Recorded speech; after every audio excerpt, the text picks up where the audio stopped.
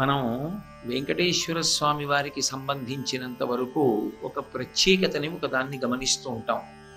సాధారణంగా మనం ఏదైనా ఒక క్షేత్రానికి వెళ్ళినప్పుడు ఆ క్షేత్రంలో వెలిసినటువంటి స్వామి పేరు ఏది ఉంటుందో ఆ పేరే ఎక్కువ సార్లు స్మరింపబడుతుంది ఆ క్షేత్రంలో. ఏదో కాశీ పట్టణానికి వెళ్ళామనుకోండి, విశ్వనాథ సందర్భంగా ఎక్కువగా అక్కడ పలుకుతాం. విశ్వేశ్వర, విశ్వనాథ అన్న నామాలు ఎక్కువ.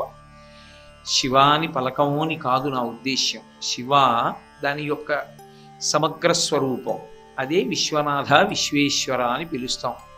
కానీ వెంకటాచలం దగ్గరికి వచ్చేటప్పటికి మాత్రం ఆ స్వామి వెంకటేశ్వరుడు అన్న పేరుతో జగద్విఖ్యాతి సంపాదించిన వాడు అయినప్పటికీ మనం వెంకటేశ్వర శబ్దాన్ని అంత ఎక్కువగా ప్రయోగించడం కనపడదు.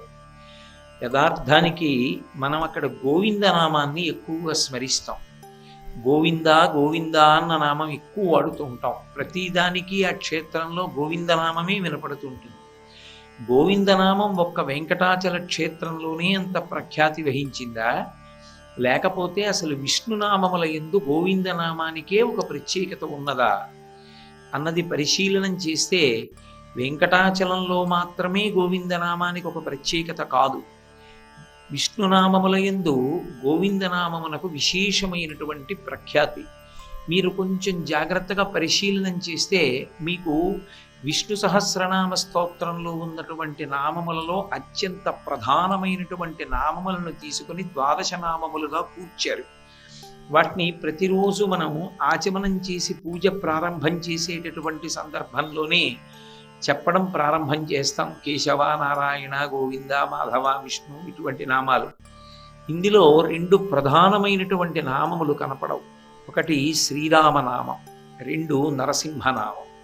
ఈ 2 నామములు కనపడవు. యథార్థమునకు విష్ణు తత్వమునందు విష్ణువు యొక్క అవతారముల యందు నరసింహావతారానికి ఒక ప్రత్యేకత ఉంది. ఏమిటా ప్రత్యేకత అంటే, శివాలయానికి షట్కాల పూజ ఎలా ఉంటుందో నరసింహస్వామికి కూడా షట్కాల పూజ ఉంది. ప్రదోష వేళలో సాధారణంగా శివసన్నిధికి వెళ్ళి శివదర్శనం చేస్తూ ఉంటారు. ఎందుచేత అంటే ప్రదోష వేళ అందరు దేవతలు శివాలయం దగ్గరికి చేరుతారు అని.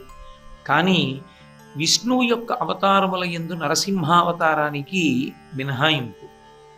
నరసింహస్వామి దేవాలయానికి వెళ్ళడానికి ప్రదోష వేళ అన్న మినహాయింపు లేదు.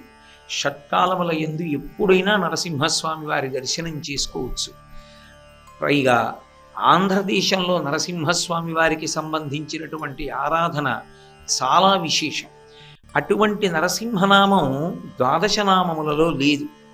సరే, శ్రీరామనామం గురించి నేను ప్రత్యేకంగా చెప్పవలసిన అవసరం లేదు. అది తారకనామం. తారకనామం అంటే మనకి సంప్రదాయంలో 2 తారకనామాలుగా చెప్తాం. ఒకటి ప్రణవము, రెండవది శ్రీరామనామం.